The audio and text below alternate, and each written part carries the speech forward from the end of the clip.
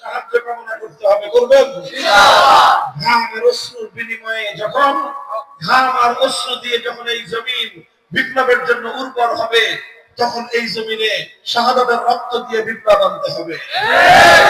তখন কিছু মানুষ শহীদ ঈদগাহে জমায়েত হতে হবে আল্লাহর দ্বীনের জন্য, কোরআনে হুকুমতের জন্য। সেই শহীদ ঈদগাহে কারা জমায়েত হবে? আমিন। আর এটা শুধু কথার কথা, শপথ, অঙ্গীকার, অঙ্গীকার কার সাথে? আল্লাহ দেখতেছেন, আল্লাহ শুনতেছেন, আল্লাহ কবুল করেন ইনশাআল্লাহ।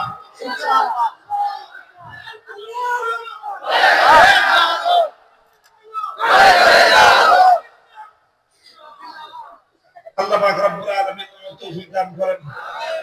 আমাদের হেফাজতে ইসলাম মহাসচিব সাহেব হুজুর যা এসে করছে তাদের খেয়ালই করি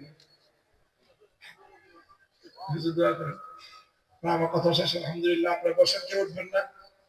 হেফাজতে ইসলাম বাংলাদেশের আমাদের সংগ্রামী মহাসচিব, বাংলাদেশের অন্যতম শীর্ষ আলেমে দ্বীন আল্লামা সাজিদুর রহমান হাফিজাহুল্লাহ তাআলা হুজুর তাশরীফ এনেছেন। দুই এক কথা বলে ইনশাআল্লাহ হুজুর দোয়া করে দেবেন। রাত 1টা বেজে গেছে, আর ইনশাআল্লাহ আমরা মাহফিল অবধি যেতে পারবো না। হুজুর শুধু দোয়া করে বসে, উঠবেন না ভাই, মেহরবানি করে।